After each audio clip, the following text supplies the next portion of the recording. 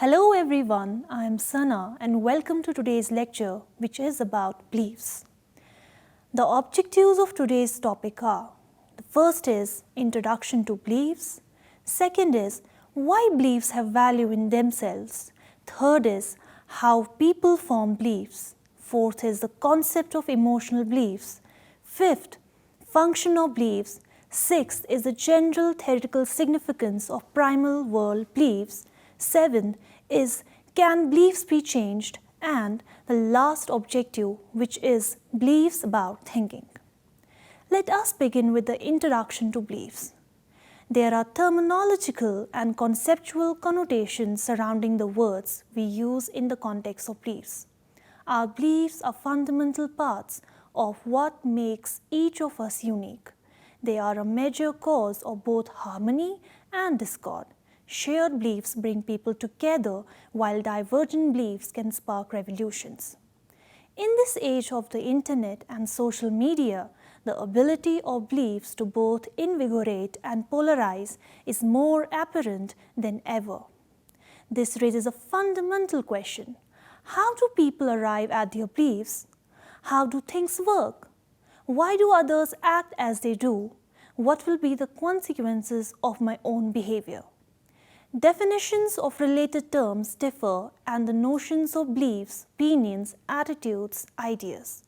Attitudes and opinions involve a strong evaluative component. Indeed, this dimension often dominates, as when people say they have a negative attitude towards particular entities, even if they know little about it.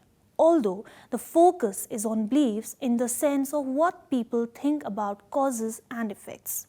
It's noteworthy that the term is used in other senses as well, and it tells us that equating beliefs with scientific or social scientific knowledge would be limiting.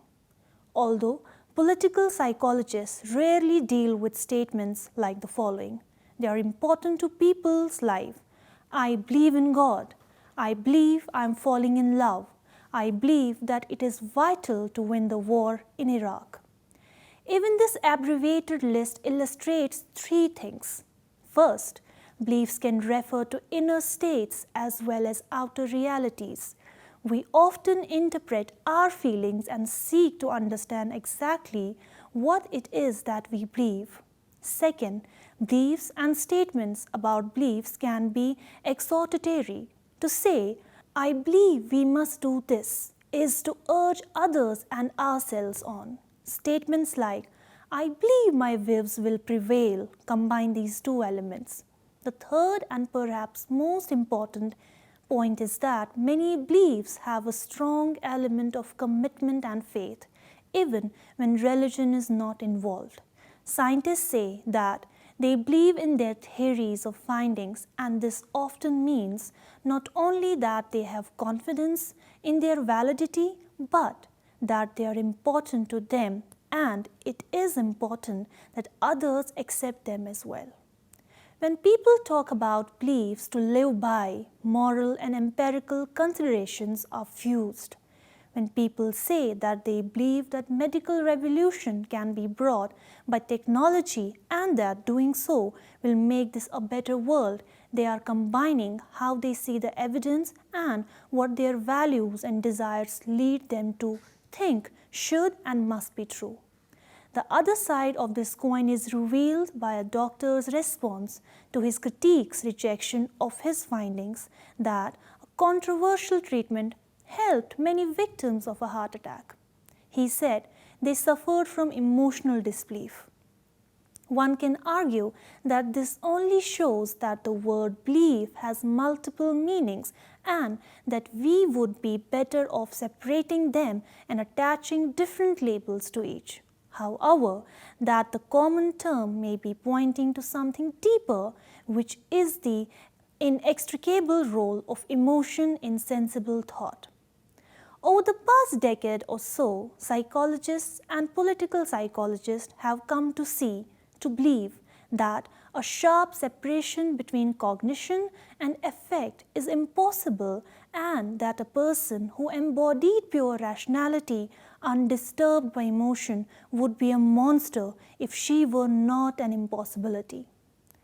If we be reflective enough, a traditional approach to studying beliefs is grounded on the idea that people build an internal model of the world for the purpose of informing their decisions to help them achieve external goals, such as gaining rewards and avoiding punishments. People, therefore, should be motivated to form accurate beliefs using all the information they encounter that is relevant to their goals. For example, if you read an article that suggests that social distancing is recommended by the Centers for Disease Control, you may form a belief that social distancing reduces the spread of disease and keep your distance from other pedestrians in order to maintain your health. A traditional approach to studying beliefs is grounded on the idea that the value of a belief is based solely on its ability to guide action selection to optimize external outcomes, for example, gain food and money, avoid physical harm. Following the delivery of external outcomes, individuals update their beliefs about which rewards or punishments are available and which actions lead to better outcomes. Individuals may also select actions that are expected to lead to the delivery of sensory information that can help inform future action selection. According to the revised framework, individuals are also motivated to optimize internal outcomes. For example, positive emotions, a sense of validation, confidence. Internal outcomes are derived from the beliefs themselves. Thus, individuals are additionally motivated to select actions they expect will lead to the delivery of sensory information that will generate beliefs that lead to desired internal outcomes. Individuals may also update their beliefs in response to external outcomes in ways that make desired beliefs and thus internal outcomes more likely. Let us now talk about why beliefs have value in themselves. Beliefs are not just instruments to achieve goals but may become goals in themselves. In particular, individuals often prefer to hold positive beliefs and hold beliefs with high certainty. To achieve this, changes in information seeking and belief updating are motivated by tapping into the same circuits that derive primary reward seeking. However, unlike primary rewards such as food, beliefs on their own do not directly promote survival. So, why are some beliefs coded as such? Many scientists have argued for the adaptive benefit of motivated beliefs. The core argument is that beliefs can motivate actions that make desirable outcomes more likely. Positive expectations, for example, may increase motivation and self-efficacy, causing individuals to act with more rigor to achieve desirable goals. For example, all else being equal, an individual who believes they will win contested resources is more likely to do so, as their belief will increase their motivation to fight for those resources. Even more important is the suggestion that motivated belief formation is adaptively tuned to suit the current environment. In this way, the neural circuits that regulate belief formation may flexibly adjust the relative value of beliefs as number 1, means to end versus number 2, goals in their own right based on the relative benefits of these two approaches. For instance, these circuits may boost our curiosity when we are faced with new and uncertain environments where we cannot calculate the precise instrumental value of each piece of information. But we do know we need to collect a great deal for new learning. Similarly, these circuits may make us more willing to learn from negative information in threatening environments where it is necessary for survival, while encouraging a bias toward positive and certain beliefs in rich, safe environments where the beliefs may increase motivation while having little cost to survival. Whatever the evolutionary origin, Understanding the process of motivated belief formation is an increasingly central necessity in our society. We each now have access to an unprecedented and vast trove of information from which we can construct our beliefs. Some of this information is accurate, some is erroneous, and some is misinformation, carefully tailored to appeal to our desires. We thus rely more than ever on our ability to seek out information, sift through it, and arrive at new beliefs that are beneficial for ourselves and for society. We hope that the emerging neuroscience of belief formation will inform the development of tools to help the humans successfully navigate this information-rich era. Let us now talk about the third objective, which is how people form beliefs.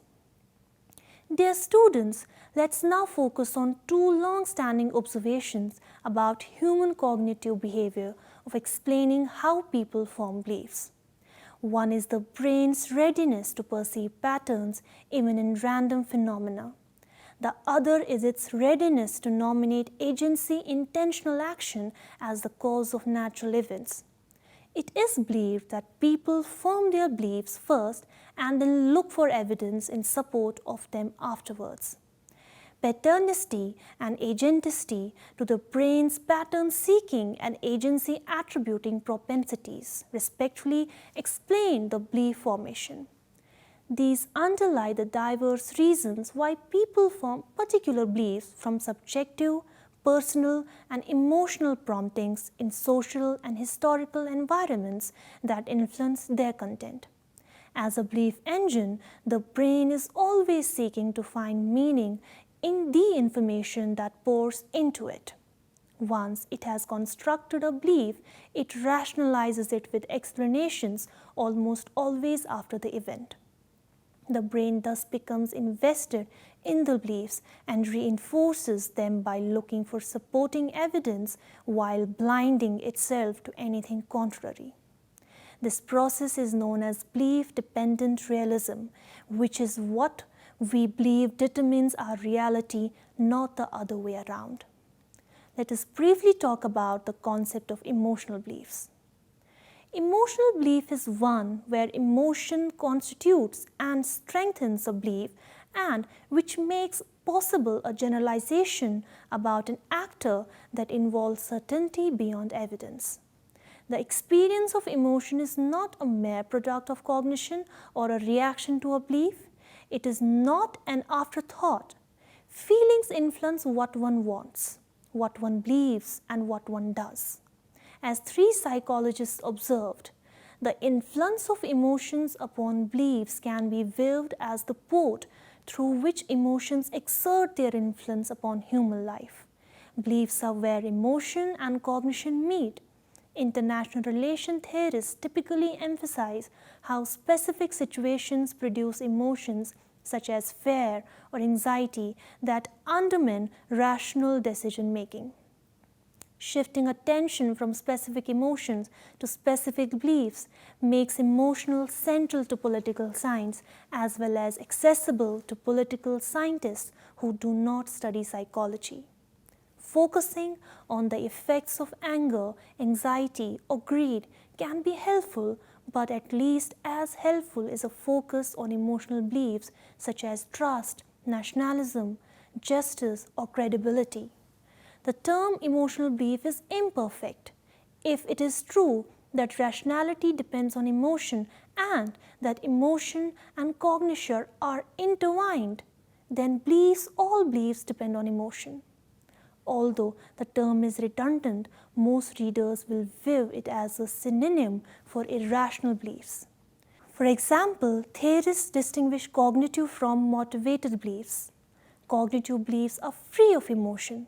Cognitive limitations, such as an inability to process large amounts of data, demand simplifications that can compromise rationality. In contrast, analysts characterized emotions' influence on a belief as motivated bias, which distorts, shields, and conceals facts that are too psychologically painful to confront. Many theorists conceived of motivated biases as narrow, as idiosyncratic, as undermining rationality, and as following cognition. Given the common assumption that emotion undermines rationality, one would not want to put emotion into beliefs. The experience of emotion might be appropriate or inappropriate, but it is not true or false. Emotion is not irrational and neither are emotional beliefs. The emerging consensus that emotion is important to rationality has not led to a consensus among political scientists on how best to study it.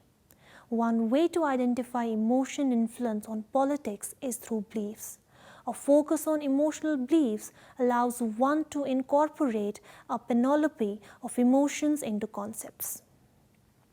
Let us talk about functions of beliefs. Dear students, in order to understand the functional explanations of beliefs, we have to understand that there is a sense of doubt on their causal role. A full understanding of how beliefs operate requires backward as well as forward linkage. We need to look for the causes as well as the consequences of the beliefs in order to see whether the connection between the beliefs and behavior is spurious, with both being driven by a common third factor. Beliefs may be rationalizations for policies as well as rationales for them. When social, political, and personal needs are strong, the results can be summarized by the saying, I quote, "If you want something really bad, you will get it really bad." The explanation for why a policy is adopted and why it was carried out so incompetently often are linked as the need to see that it can succeed will diminish reality appraisal and draw the actor into a conceptual and perceptual world that, while comfortable, cannot provide good guidance for behavior. If the discussion of reality appraisal and how it goes wrong is linked to cognitive biases, the functions of beliefs are linked to motivated ones. People's need to work with others, further their political goals, and live with themselves tap into their emotions and drive them into certain beliefs. A classic demonstration is a study of Hastroff and Cantrell. They saw a game. Purely cognitive biases cannot explain why students at Dartmouth and Princeton, who viewed films of penalty-filled game between their two football teams, saw the other side as a fault. When we look at elite beliefs and decision-making, we see four overlapping areas in which motivated biases are at work and beliefs are highly functional.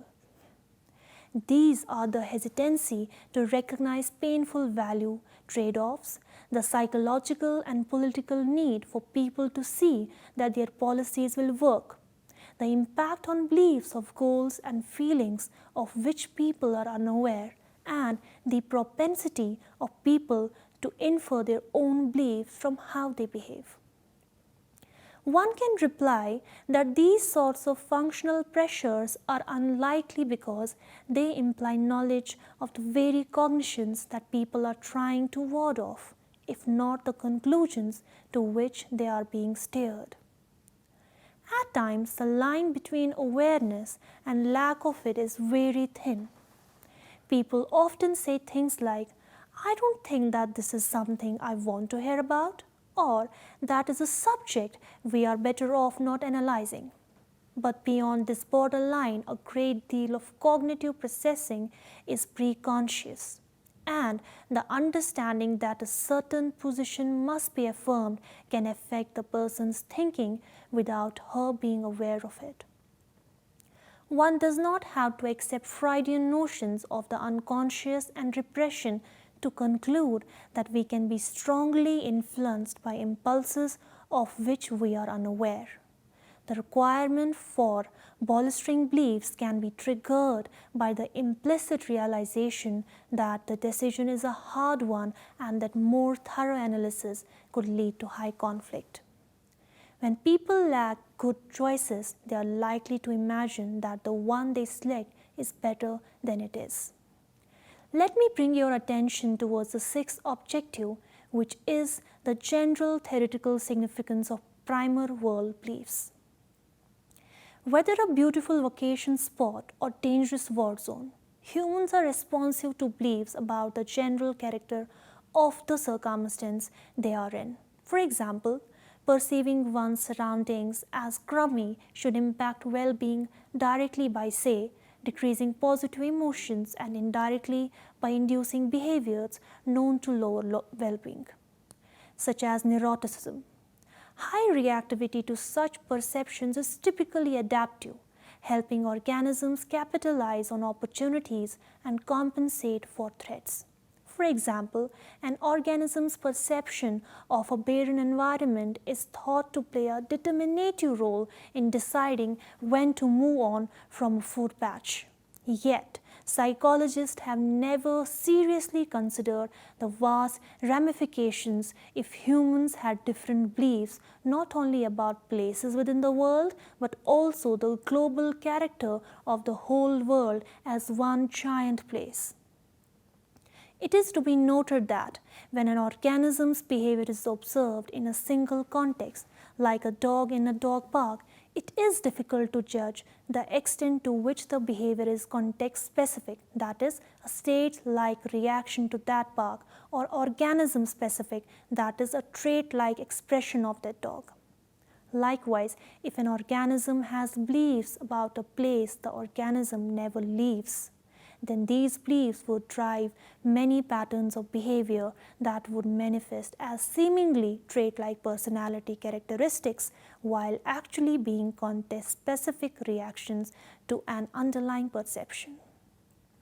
Moreover, if this place was populated by other organisms who also never left yet with the shared circumstance differently, all would likely misinterpret the behavior of others and themselves as stemming from differences in character rather than mere differences of opinion. In other words, these creatures would commit the fundamental attribution error on a massive scale. To explore the possibility that this scenario describes the human condition, Clifton and colleagues conducted the first broad-based effort to empirically derive all the major fundamental beliefs about the world as a whole, which we called primals or primal world beliefs, and validated a primals inventory to measure them. It was discovered that most variance was explained by three main beliefs: the beliefs that the world is safe, enticing, and alive, which in turn contribute to an overall belief that the world is good, the general factor. Finally, these were highly correlated with numerous personality and well-being variables in a pattern remarkably consistent with the strong hypothesis that most major personality traits are driven in large part by normative, common sense reactions to underlying beliefs. A weaker hypothesis is also possible, that is, beliefs could be unique, predictive, and interesting cognitions, but typically of marginal causal importance. Either way, further research is warranted and certain questions highlighted in several fields, including positive psychology. Let us talk about, can beliefs be changed? Some may note beliefs marked stability over time and doubt if beliefs can be changed. Preliminary research also suggests that rather than mirrors that reflect the content of our experiences, beliefs may function more like lenses used to interpret experiences while being themselves largely uninfluenced by them. Wealthy individuals, for example, do not see the world as more abundant. Even before the stability of primal world beliefs was apparent, similar beliefs were considered too fundamental, implicit, and self-reinforcing to allow for much change. But does observed stability really mean that beliefs cannot change? Of course not. Mountains are not unclimbable because no climbers have tried. As far as I can tell, most people are unaware of most of their beliefs and not seeking to change them, which would explain stability, and researchers have generally not tried to manipulate beliefs experimentally via targeted interventions. Yet, in addition to CBT, a variety of interventions are already known to alter similar beliefs, and many anecdotal accounts describe how beliefs change after, say, a semester abroad, a spiritual experience, a transformative friendship, and so forth. Unlike explicit beliefs such as political views, which become entrenched, many individuals may come to hold their beliefs without deliberation or debate and may be thus open to alternatives if they knew of them. Unlike undeniable beliefs dictated by sensory experience, such as the sky is blue, the vast and heterogeneous data set that is the world could be used to sustain various contradictory perspectives. It matters where one directs attention, and attention is often controllable. Moreover, the well-being impact of some established PPIs may already be mediated by unintentionally altered beliefs. 3 good things: counting blessing, the gratitude visit, savoring a past, positive event, savoring the present, and mindful photography all involve focusing on positive aspects of an environment. Coming to the last objective, which is beliefs about thinking. Prescriptions for beliefs about thinking. I want to focus now on prescriptions concerning beliefs. It does not mean to imply that heuristics and goals are unimportant. Indeed, these 3 kinds of objects are closely interrelated. The reason for being particularly concerned with beliefs is that efforts to influence them might be quite effective in making people better thinkers.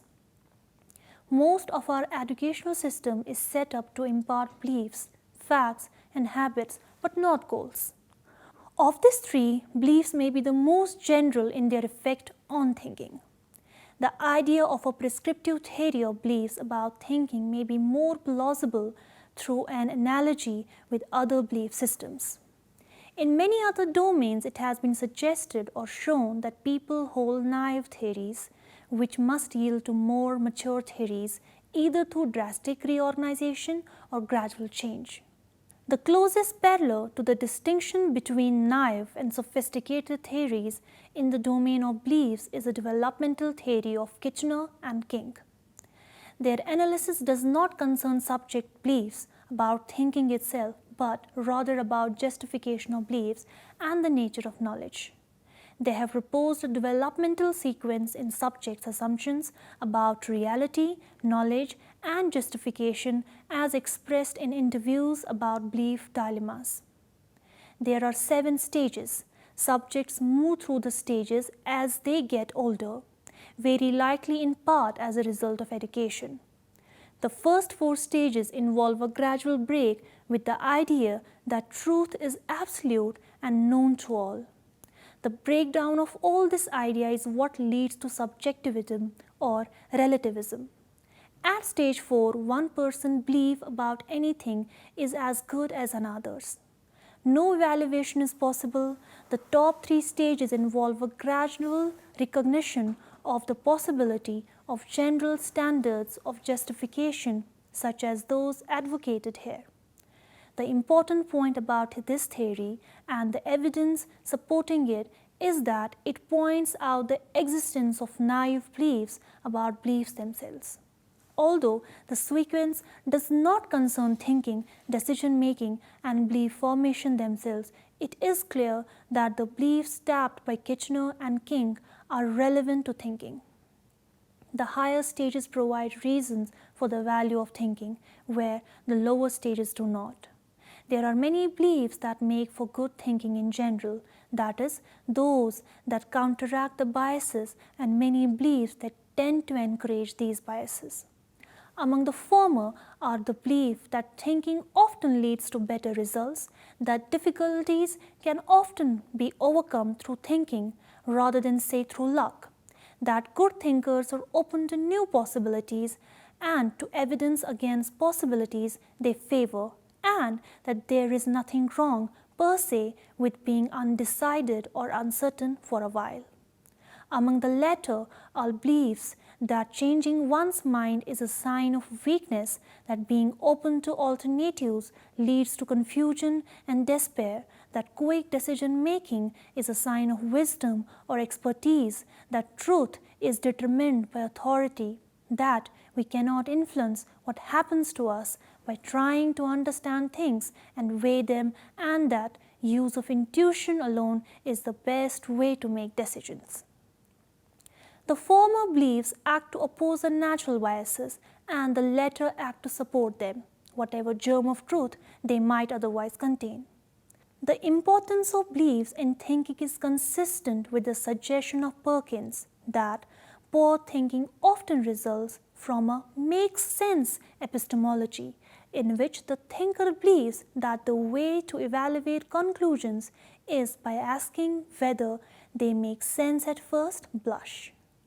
It is also consistent with the claims of Dwork and Eliot that children's beliefs about the nature of intelligence influence their response to failure in problem solving.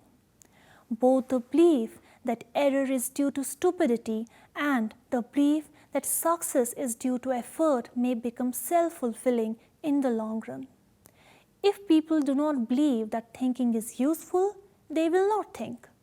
This is perhaps the major argument one hears against thinking about things like nuclear war, religion, or morals.